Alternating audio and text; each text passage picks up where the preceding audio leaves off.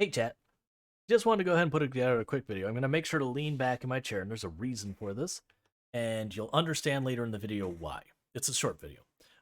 Don't mind the camera, I'm not putting the effort. But the gatekeeping thing is that you can't use a USB microphone if you want to stream seriously. It's gatekeeping garbage, it has no basis on reality, and people don't know what the hell they're talking about. Now, to give you an idea of what I'm talking about, people know I have professionally recorded outside of Twitch for years prior to getting on Twitch. I have used everything from $2,000 boom microphones to lapel microphones to USB microphones to condensers.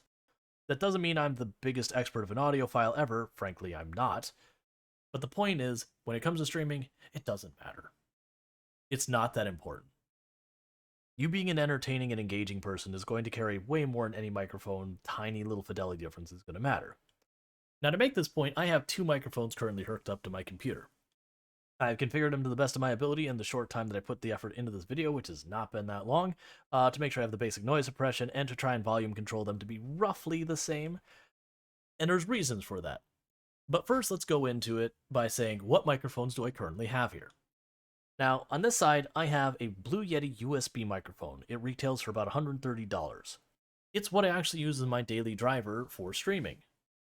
And that's because strategically it makes more sense than the other microphone I'm about to go over. Now when it comes to using a Blue Yeti, it's pretty straightforward what you do.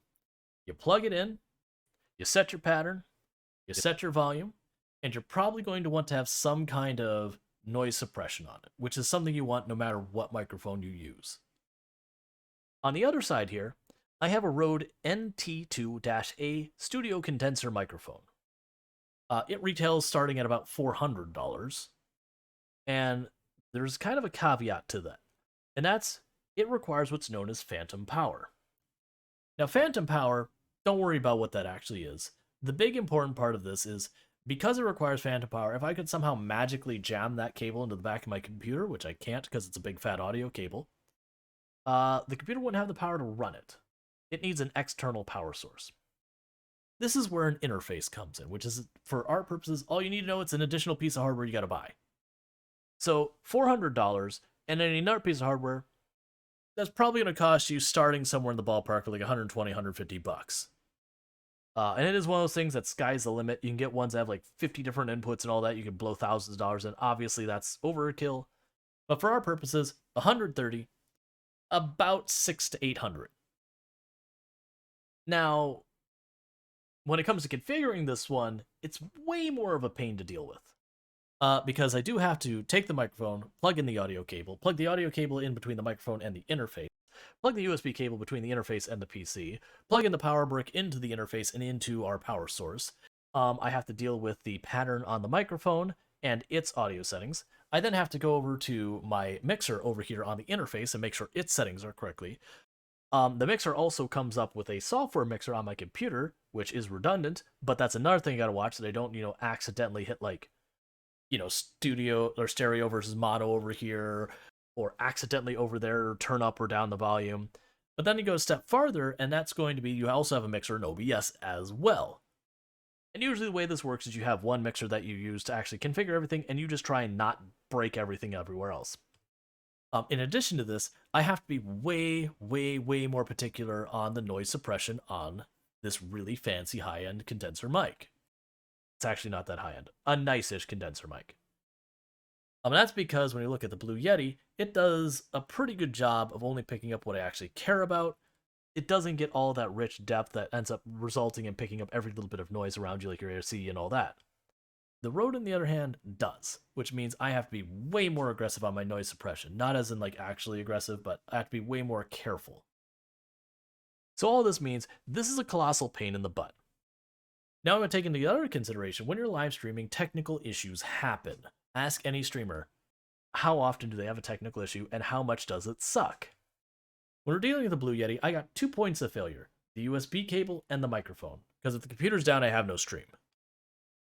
Now, on the Rode here, I've got the microphone, I've got the audio cable, I've got the interface, I've got the power brick for the interface, and I've got the USB cable, which means 2 points of failure, at least 5 points of failure, and you can get more complicated if you want to get all sorts of other crap involved.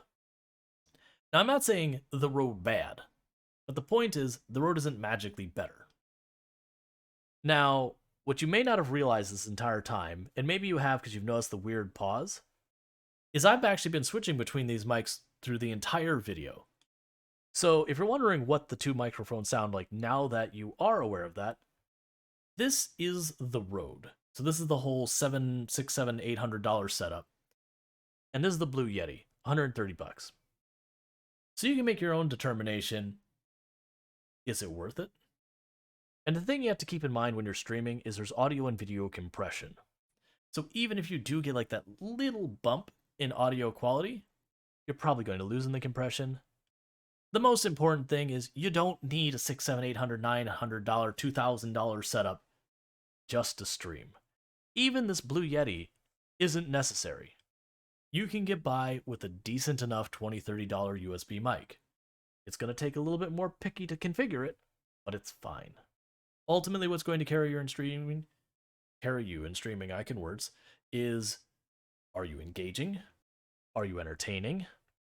Are you being mindful of your game choices to position yourself? Do you market yourself?